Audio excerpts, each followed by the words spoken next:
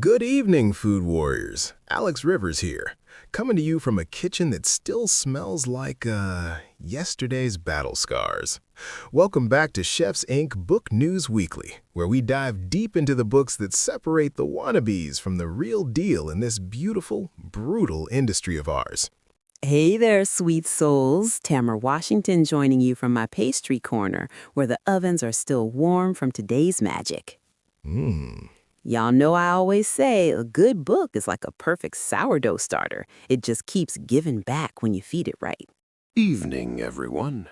Oliver Bennett here, and I must say, after spending the afternoon perfecting a rather ambitious gin concoction, I'm rather chuffed to be discussing some absolutely brilliant literary finds with these two legends. Look, let's talk about the elephant in the room. It's January 2026, and our industry is bleeding talent. Oh, yeah. The latest numbers are sobering. 74% of chefs are sleep-deprived, over 50% are burned out, and February's become resignation season. We just survived the December chaos. Oh, honey, don't even get me started on December. My team looked like zombies by New Year's Eve. Right. I had pastry cooks mixing salt into their coffee instead of sugar. Right. We didn't just serve them dinner, we became part of their love story. Created a signature cocktail on the spot, named it after them, gave them the recipe card. They got engaged there 2 years later. Quite right. I watched a bartender trying to muddle ice cubes for 20 minutes straight on New Year's. Wow. The poor bloke was completely gone. That's exactly why tonight's books matter more than ever. We're talking transformation, people. Yeah. 3 books that don't just change how you work, they change how you survive and thrive in this insane business. We've got Hospitality Magic from Will Guidara, Organizational Salvation from Dan Charnas, and Flavor Wizardry from Daniel Patterson and Mandy Aftel. Alex, that's giving me chills. That's what hospitality really is. The results? Staff retention went up 40%. Revenue increased 35%. Wow. But more than that, I remembered why I fell in love with this business in the first place. You know, Alex, that book took me straight back to Barbados, watching my grandmother run her little guest house. She had this tradition. Every guest got homemade rum cake on their last night, but she'd spend the whole week learning their story. Oh, nice. Was it an anniversary, a celebration, a healing trip after loss? By the time she presented that cake, it wasn't just dessert. It was a blessing tailored specifically for their journey. She used to tell me, Tamara, baby, guests don't just want to be fed, they want to be seen.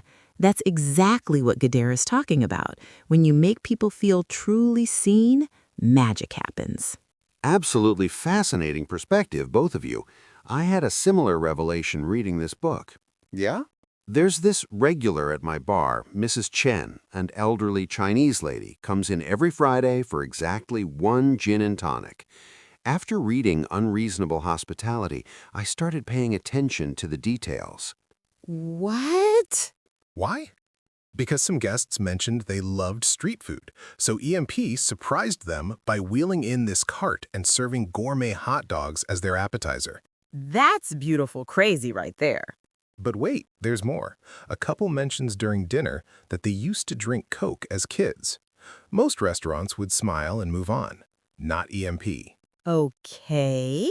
They bring out Dom Perignon champagne flutes filled with Coca-Cola, paired with caviar service. Coke and caviar. The guests cried. That's actually brilliant, right? Taking childhood nostalgia and elevating it to luxury. The book is full of these stories. They turned their private dining room into a replica of Grand Central Station for a couple's anniversary. They researched birthday cakes for months to recreate someone's grandmother's exact recipe. One evening, she mentioned it was almost Chinese New Year and she was missing her family in Hong Kong. The next week, Chinese New Year's Eve, I created a special cocktail for her. Gin infused with jasmine tea, tonic made with lychee, garnished with a paper crane I learned to fold just for her. Proper game changers, these 3. So grab your preferred beverage, coffee, wine, or in my case, a perfectly balanced Negroni, and let's dive in. All right, let's start with Unreasonable Hospitality by Will Guidara. And I'm going to be brutally honest with you. I picked up this book during the darkest period of my career.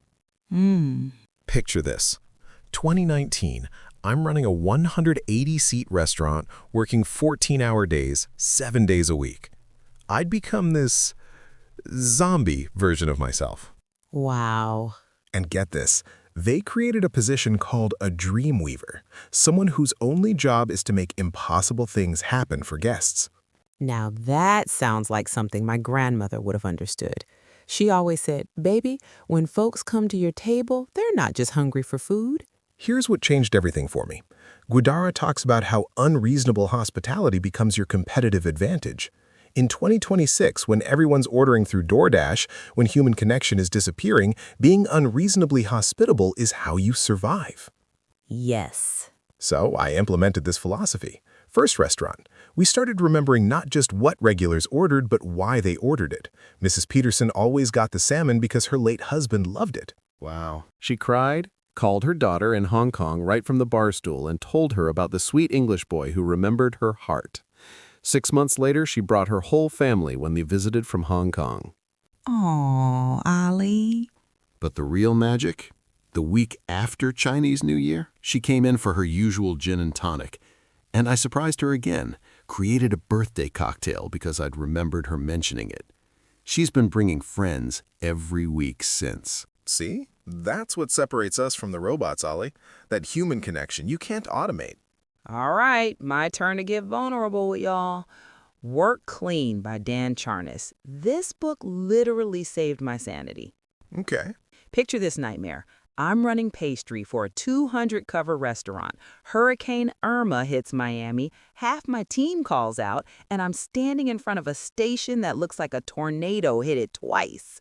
Oof. I'd come home and my wife would ask about my day, and I'd just have nothing. I stopped talking about work entirely because work was killing my soul.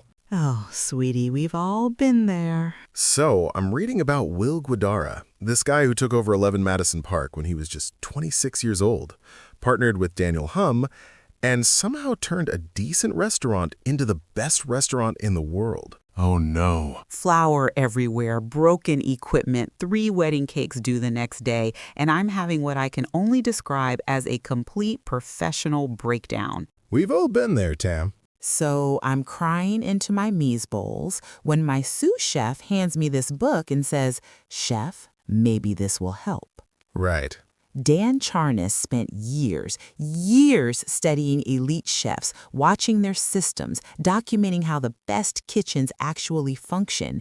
It's not just about being organized, it's about thinking like a chef. So on their anniversary, we brought out salmon prepared exactly like he used to make it at home, with a story about keeping love alive through food. Second example, a businessman mentioned he missed his mother's apple pie. Right. But here's the kicker. It wasn't just about the food. The 95-5 rule, wasn't it? Exactly. Listen to this story. They literally bought a $200,000 hot dog cart, an actual New York City hot dog cart. The mise-en-place philosophy applied to life, wasn't it? Exactly. But it's so much deeper than that. He breaks down all 10 practices. Let me give you the big ones. Practice 1 is mise-en-place as a mindset, not just prep work. Thomas Keller at the French Laundry.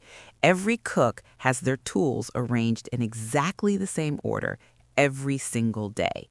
It's muscle memory meets meditation. Practice 2 is arranging your spaces for efficiency. Okay. At Per Se, they study ergonomics like NASA studies rocket ships. Every movement is calculated to save energy and time.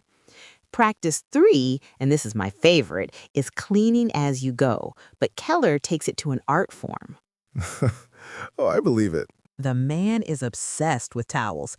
8 towels folded in a specific way, each with a designated purpose. If your towels aren't perfect, you don't cook that night. That sounds like Keller, all right. But here's the beautiful part. Charnas introduces this concept called the mise-en. Everything has a home and everything goes home. It's not just about cleanliness, it's about creating systems that support you when chaos hits. Right. The transformation for me was immediate.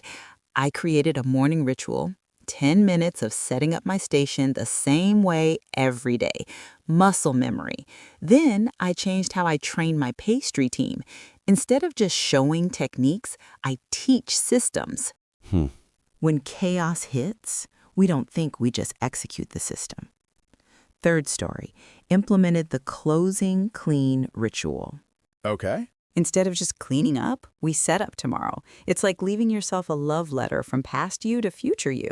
That's brilliant, actually. The real magic? My stress levels drop dramatically. I sleep better. My team retains better. And in 2026, with a labor shortage, efficient teams are the ones that survive. Exactly. When people feel supported by good systems, they don't burn out as fast. Tamara, you just brought back this intense memory. I'm at Bouchon years ago, staging under Chef Mark, and this guy, this perfectionist maniac, made me organize my station 17 times. 17. Wow. Each time, he'd find something wrong. The salt was 2 inches too far left, the tongs weren't at the right angle. I thought he was just being a sadistic perfectionist, but then service hit. And? Complete chaos. We're in the weeds, orders backing up, and suddenly I realize my hands know exactly where everything is. I'm not thinking, I'm not searching, I'm just flowing. Keep stirring up magic, y'all. Cheers to continuous learning and exceptional craft.